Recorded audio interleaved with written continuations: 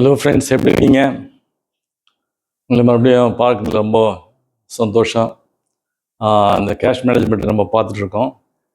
அதில் லாஸ்ட்டு செஷனில் நம்ம 5 ஆஸ்பெக்ட்ஸ் ஆஃப் கேஷ் மேனேஜ்மெண்ட் டீட்டெயிலாக பண்ணோம். என்னென்ன பார்க்கணும் அப்படின்னு சொல்லி ஒரு 5 காரியங்கள் நம்ம பார்த்தோம். இப்போ ஒரு சின்ன எக்ஸாம்பிள் இல்லஸ்ட்ரேஷன் எப்படி இந்த கேஷ் பட்ஜெட் போடுறது அப்படின்னு சொல்லி. கேஷ் பட்ஜெட் ஆக்சுவலாக ஒரு கருவி. அதாவது எவ்வளோ கேஷ் வரும், எவ்வளோ அளவுக்கு கேஷ் போகும் அப்படின்னு நிர்ணயிக்கக்கூடிய ஒரு கருவி. அது ஃபினான்ஷியல் மேனேஜ்மெண்ட்டில் அது டூல், கருவி அது.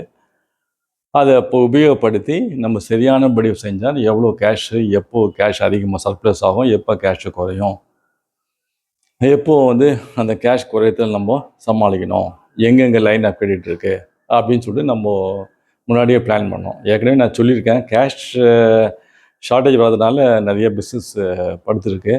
ப்ராஃபிட் இல்லாதனால இல்லை, கேஷ் இல்லாதனால தான் நிறைய பிஸ்னஸ் படுத்திருக்கு.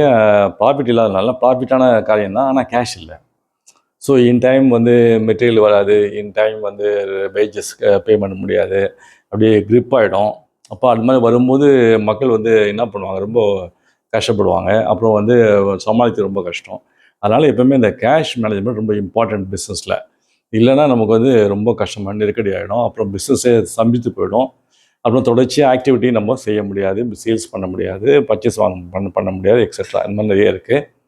அதனால் கேஷ் பட்ஜெட்டு, அந்த கேஷ் பட்ஜெட்டில் நம்ம 3 விதமாக ப்ரிப்பேர் பண்ணலாம். ஒன்று adjusted income expenditure account method, adjusted balance sheet method, மூணாவது ரிசிட் அண்ட் பேமெண்ட் மெத்தடு.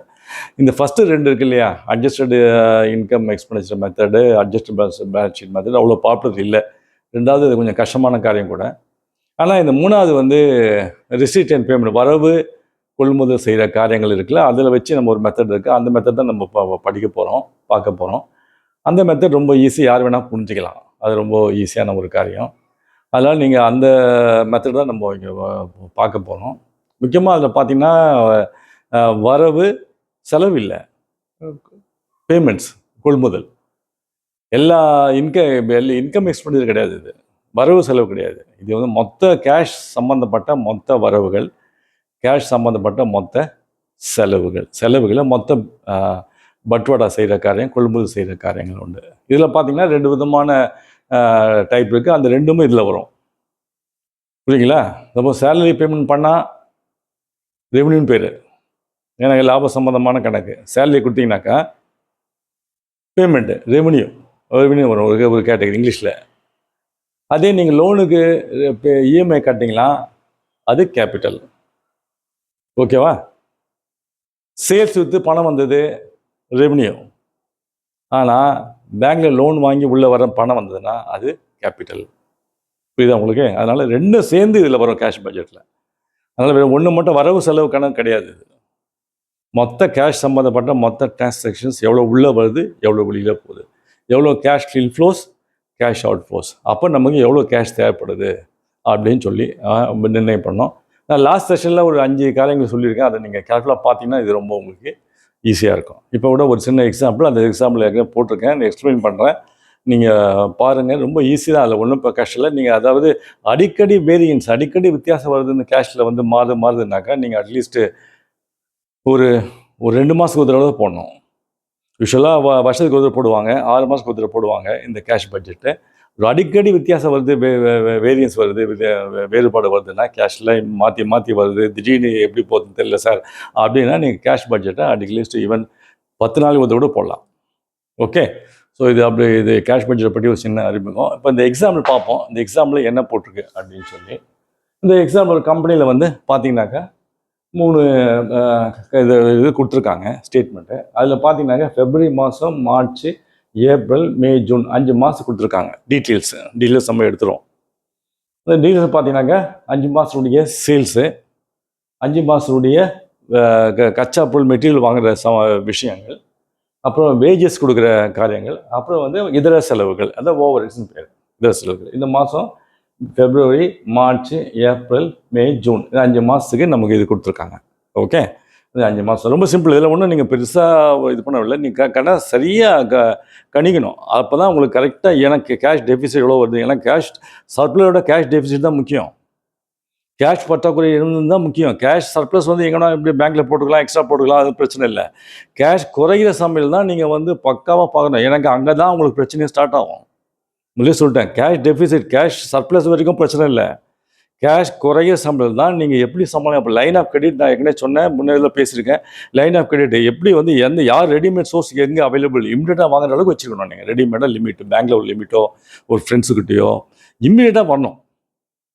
டிலேயே ஆகக்கூடாது. டிலே ஆச்சா மொத்த டிரான்சாக்ஷன் பேரலைஸ் ஆகிடும். டிரான்சாக்ஷன் ரா மெட்டீரியல் வாங்க முடியாது, வேஜஸ் கொடுக்க முடியாது, இபி கட்ட முடியாது. அப்புறம் எல்லாம் பிஸ்னஸில் எப்படி நடத்துறது? அதெல்லாம் பார்த்துருக்கேன். பேங்க்கில் நிறைய கஸ்டமர்ஸ் தப்பாக யூஸ் பண்ணிட்டு இப்போ கேஷ் எடுத்துகிட்டு பஸ்லேருந்து பேங்க்கு பிஸ்னஸ்லேருந்து பிஸ்னஸ் போக வேண்டிய ஸ்டாக்கு போக வேண்டிய கேஷை எடுத்து வெளியே கொட்ட வேண்டியது, வீடு கட்ட வேண்டியது. அப்புறம் சார் கேஷ் வேணும் சார், எனக்கு ஒன்றும் இல்லை சார், கச்சா வாங்க முடியல, ரா மெட்டீரியல் வாங்க முடியல. எப்படி வாங்க முடியல? ஏன் பணம் எங்கே போச்சு? ரொட்டேஷன் ஆகலை. அதனால கேஷ் பட்ஜெட் ரொம்ப இம்பார்ட்டண்ட்டு. ஓகே, ஸோ இதில் வந்து இது 5 மாதம் கொடுத்துருக்காங்க. இது வந்து ஓப்பனிங் கேஷ் பேலன்ஸ் 1 ஏப்ரல். நமக்கு வந்து எப்போ இன்ட்ரு கேஷ் பட்ஜெட் 3 மாதத்துக்கு கண்டுபிடிச்சா போதும். ஏப்ரல், மே, ஜூன் 3 மாதம் கண்டுபிடிக்கணும். இல்லை இப்போ ஜூன் 3 மாதத்துக்கு கேஷ் பட்ஜெட் போடணும். ஸோ கேஷ் பட்ஜெட் போடும்போது அதில் ஓப்பனிங் பேலன்ஸ் நமக்கு 1 ஏப்ரல் 20,000 கொடுத்துட்டான். Opening balance 20,000 ரஃப்லி. சில கஸ்டமர்ஸ் வந்து சில கம்பெனி இவ்வளோ வைக்கணும்னு சொல்லிட்டு மினிமம் மெயின்டைன் பண்ணுவாங்க பாலிசி. எனக்கு கேஷ் எப்போ பார்த்தாலும் நம்மளுக்கு 20,000 இருக்கணும் அப்படின்றது ஒரு சில பாலிசி. அதுக்கேற்ற மாதிரி நம்ம கேஷ் பட்ஜெட் பண்ணணும். இந்த கேஸில் பார்த்தீங்கன்னாக்கா 1 ஏப்ரல் 20,000. ஸோ ஓப்பனிங் பேலன்ஸில் 20,000 போட்டிருக்கேன். ஸோ இதில் என்ன கண்டிஷன் பாருங்கள், மெட்டீரியல்ஸும் இதர செலவும் to be paid next month தான். இந்த மாதம் வாங்கினீங்களா நெக்ஸ்ட் மந்த் தான் கொடுக்கணும். ஸோ உங்களுக்கு ஒரு மாதம் டைம் இருக்குது. ஜனவரினா ஃபெப்ரவரி பேமெண்ட். ஓகேவா? 2 இது வேஜஸ் வந்து எந்த மாதம் உங்களுக்கு wages to be paid during the month in which it is incurred. எந்த மாதம் உங்களுக்கு டியூ அந்த மாதம் கொடுத்துடணும். வேஜஸ் வந்து நீங்கள் போஸ்ட்போன் பண்ண முடியாது இந்த கணக்குப்படி.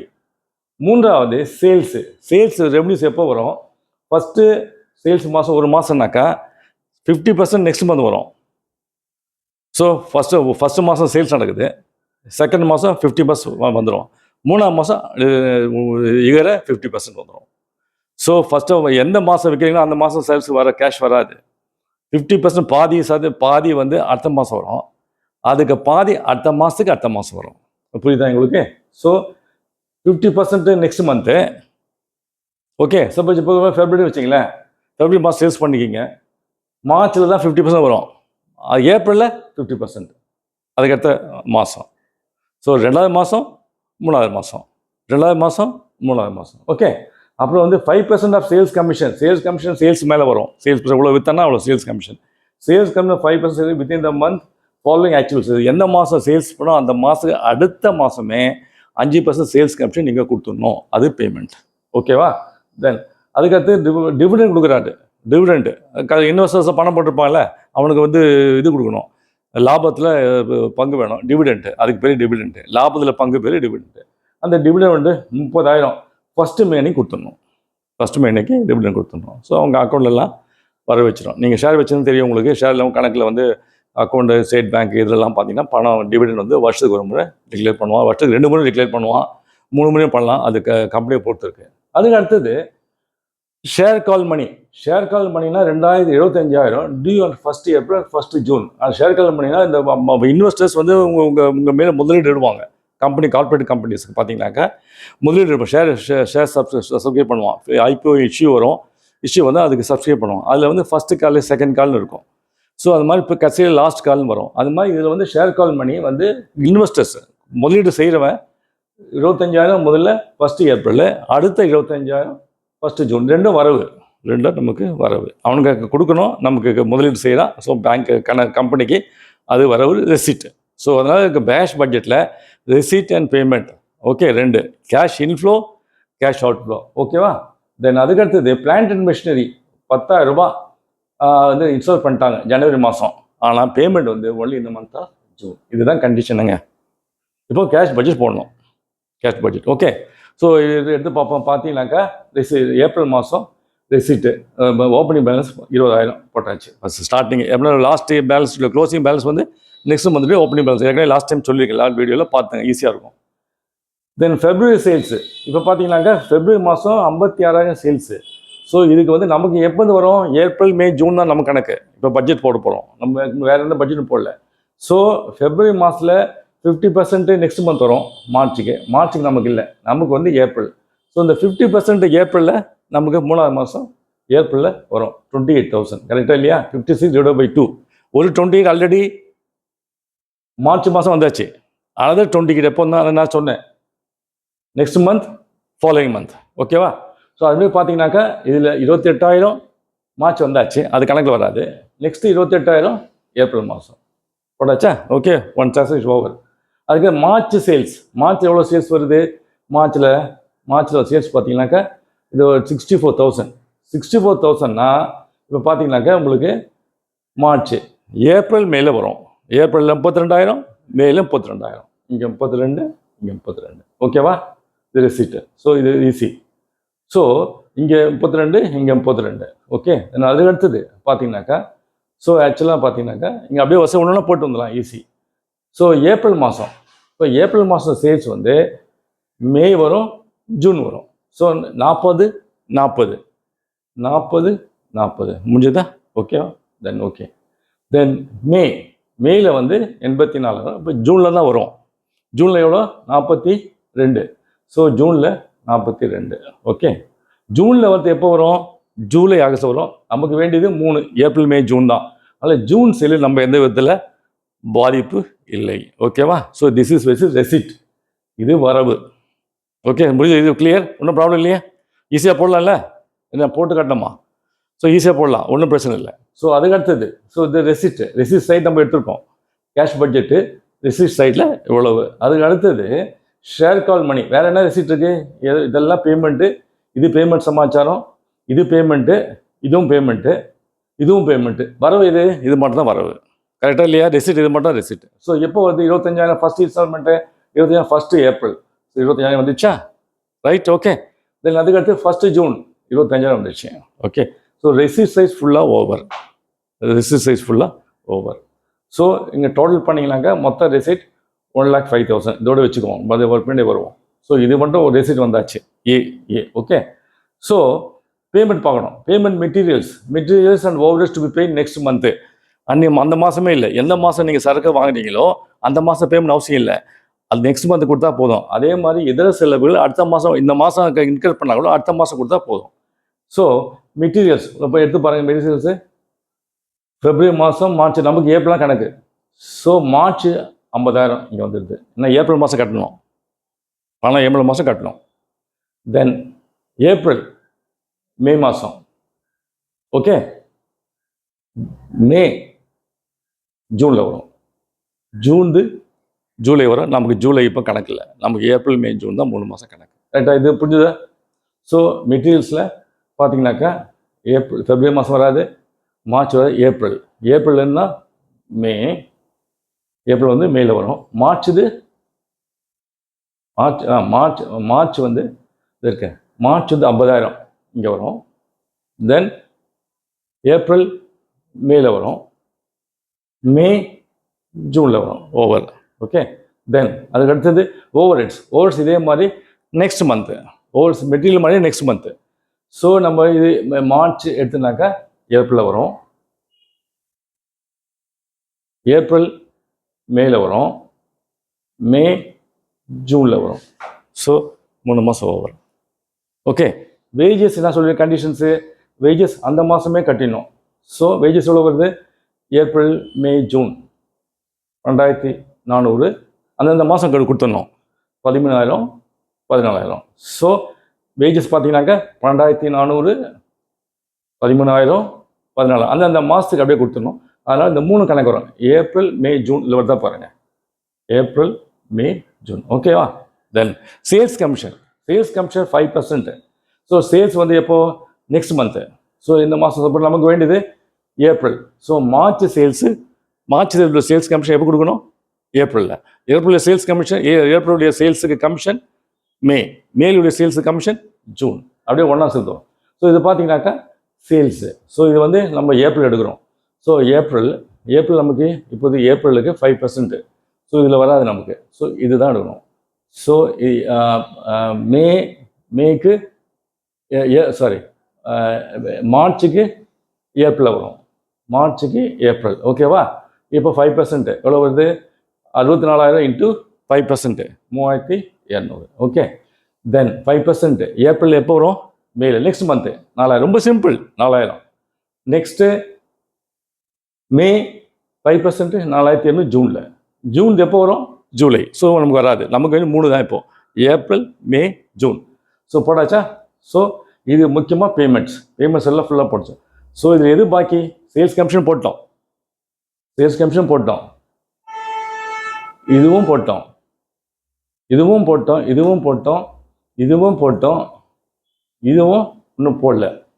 அப்புறம் டிவிடெண்ட்ஸும் போடல, இன்னும் 2 பேமெண்ட் போடல. ஸோ இது எப்போ போடுது டிவிடெண்ட்டு? 30,000 ஃபஸ்ட்டு மே. இப்போ ஃபஸ்ட்டு மேனா 30,000 இங்கே வந்துச்சா இல்லையா? ஓகே, தென் இது எப்போ பேமெண்ட் பண்ணணும்? இன்ஸ்டால் எப்போ பண்ணது? ஜனவரி. ஆனால் பேமெண்ட் எப்போ? 1 ஜூன். நமக்கு ஏப்ரல், மே, ஜூன் கணக்கில் வரும். ஸோ 10,000 இங்கே. கிளியர்? ஸோ ரெசிட்ஸ், பேமெண்ட்ஸ் ரொம்ப ஈஸி, அதில் ஒன்றும் பிரச்சனை இல்லை. கேர்ஃபுல்லாக அடுத்த மாதம் எந்தெந்த மாதத்துக்கு டியூ அந்தந்த மாதம் எடுத்து கால்குலேட் பண்ணி போட்ட பிற்பாடு தென் யோட பேலன்ஸ் பண்ணணும். ஸோ மொத்த வரவு எவ்வளோ? 1,05,000. ஓகே, மொத்த பேமெண்ட்டு 72,400. ஸோ எது அதிகம்? வரவு அதிகமாக, பேமெண்ட் அதிகமாக? வரவு அதிகம். ஸோ வரவு அதிகம். எவ்வளோ சர்ப்ளஸ் நம்ம கையில் எக்ஸ்ட்ரா இருக்குது? 32,600. இந்த 32,600 closing balance for April. Next மந்தினுடைய ஓப்பனிங் பேலன்ஸ். கரெக்டா? அதை வச்சு தான் நம்ம அடுத்த மாதம் துவங்கணும். ஸோ இந்த மாதம் ஏப்ரல் மாதத்தில் கூடிய வரவு செலவு கணக்கு, வரவு பேமெண்ட் பார்க்கும்போது, கேஷ் இன்ஃப்ளோஸ் அவுட்ஃப்ளோஸ் பார்க்கும்போது நமக்கு நிலுவையில் இருக்கக்கூடிய அமௌண்ட் வந்து 32,600 எக்ஸ்ட்ரா கேஷ் நமக்கு. அது சர்ப்ளஸ்னு பேர். ஓகே, அது வந்து அடுத்த மாதனுடைய ஓப்பனிங் பேலன்ஸ். போட்டாச்சாங்க? போட்டாச்சு. ஓகே, இங்கே நல்லா கவனிங்க, ஒன்றும் பிரச்சனை இல்லை. ஸோ இதை கூட்டிங்கனாக்கா மொத்த செலவு வரவு 1,04,600 ரூபாய். ஓகே, பேமெண்ட் எவ்வளோ? 1,10,200 கூட. பேமெண்ட் கூட, வரவு கம்மி. ஸோ எவ்வளோ டெஃபிசிட்டு, எவ்வளோ குறைவு இருக்குது? 5,600. அதனால தான் ரெட்டில் காட்டியிருக்கேன். மைனஸ், இது ப்ளஸ்ஸு, இது மைனஸ். ஏன்னாக்கா இது பேமெண்ட் கூட, வரவு கம்மி. ஸோ 5,600 உங்களுக்கு டெஃபிசிட்டு. ஸோ நீங்கள் அந்த மாதம் கொஞ்சம் கஷ்டம். அதுக்கு அடுத்த மாதம் எக்ஸ்ட்ரா வந்து சர்ப்ளஸ் மேக்கப் பண்ணால் தப்பு இல்லை. இது அடுத்த மாதம் நமக்கு அவ்வளோ டைட்டாக இருக்கும் பொழுது இது இடி போடும் அப்படின்னாக்கா நீங்கள் எதாவது பேங்க்லேருந்து எதாவது ட்ராப் பண்ணணும். So very important. Okay, so என்ன பண்ணி இந்த 5,600 ஓப்பனிங் பேலன்ஸ் மைனஸாக போட்டேன். ஸோ ரெட்டில் போட்டிருக்கேன். ஸோ இது டெஃபிசிட்டு. ஸோ மொத்தம் இது மொத்தம் வந்து 80 மொத்தம் வந்து 1,00,000 சம்திங் இருக்குது. அதில் 1,06,000 வருது. அதில் 5,600 போயிடும். போன மாதனுடைய குறைந்த பேலன்ஸ், இந்த டெஃபிசிட் பேலன்ஸ். எனக்கு பேமெண்ட் அப்போ பேமெண்ட் தொங்கி நிற்கும் இல்லையா? பேமெண்ட் தொங்கி நிற்கும். ஸோ அந்த பேமெண்ட் இதுலேருந்து எடுத்து கொடுத்துடணும், இந்த வரவுலேருந்து எடுத்து கொடுத்துடணும். எடுத்து கொடுத்துட்டா எவ்வளோ வருது? இங்கே மொத்தம் வரவு 1,01,400. ஓகே, இது பேமெண்ட்ஸ் எவ்வளோ? 98,800. ஸோ இந்த மாதம் ஜூன் மாதம் 2,600 ரூபாய் சர்ப்ளஸ். கேஷ் கூட அதிகம். ஸோ கேஷ் அதிகம். இதுதான் கேஷ் பட்ஜெட்டு. உங்களுக்கு புரிஞ்சுங்கன்னு நினைக்கிறேன். ஒன்றும் பெரிய கம்ப சூத்திரமும் இல்லை. யார் வேணால் போடலாம். அதுக்காக தான் உங்களுக்கு போட்டு காட்டியிருக்கேன். ரொம்ப ஈஸி. ஆனால் கரெக்டாக நீங்கள் ஜட்ஜ் பண்ணணும். சேல்ஸ் எவ்வளோ ரா மெட்டீரியலு, எந்த மாதம் நீங்கள் மெஷின் வாங்க போகிறீங்க, எந்த மாதம் லோன் அவைல் பண்ண போகிறீங்க பேங்க்கில், எவ்வளோ வரும், அதெல்லாம் கரெக்டாக போட்டு தான் நீங்கள் அந்த பிளான் படி நீங்கள் போக முடியும். பேங்க் பிஸ்னஸ் சஃபர் ஆகாது. கேஷ் வேண்டிய அளவுக்கு உங்கள் கையில் இருக்கும். இப்போ ஸ்மூத்தாக போயிட்டுருக்கோம். நீங்கள் வேண்டிய சேல்ஸ் இலக்கை அடையலாம், லாபத்தை அடையலாம், பேங்க்குக்கு இன்டைம் வட்டி கட்டலாம், பேங்க்கு லோனை கட்டி முடிச்சிடலாம். ரொம்ப ஈஸி. புரியுதா இல்லையா? உங்களுக்கு புரிஞ்சுக்குன்னு நினைக்கிறேன். ஸோ அதனால் கேஷ் பட்ஜெட் நல்லா ஞாபகம் வச்சுங்க. இன்னும் ஃபர்தராக கேஷ் மேனேஜ் பண்ணி ஃபர்தராக சில செஷன்ஸ் இம்பார்ட்டன்ட் பாயிண்ட்ஸ் ஹிண்ட்ஸ்லாம் கொடுப்பேன். தொடர்ச்சியாக பாருங்கள். உங்கள் ஃப்ரெண்ட்ஸுக்கு நீங்கள் ஆக்சுவலாக சொல்லுங்கள், சப்ஸ்கிரைப் பண்ணுங்கள். சப்ஸ்கிரைப் பண்ணால் தான் எங்களுக்கு ஒரு மோட்டிவேட்டிங்காக இருக்கும். வெறும் பார்க்காதீங்க, பார்த்து விட்றாதீங்க. ஸோ நம்ம நெக்ஸ்ட் டைம் மீட் பண்ண வரைக்கும் உங்களுக்கு எல்லாருக்கும் ஆல் தி பெஸ்ட்டு. தேங்க்யூ.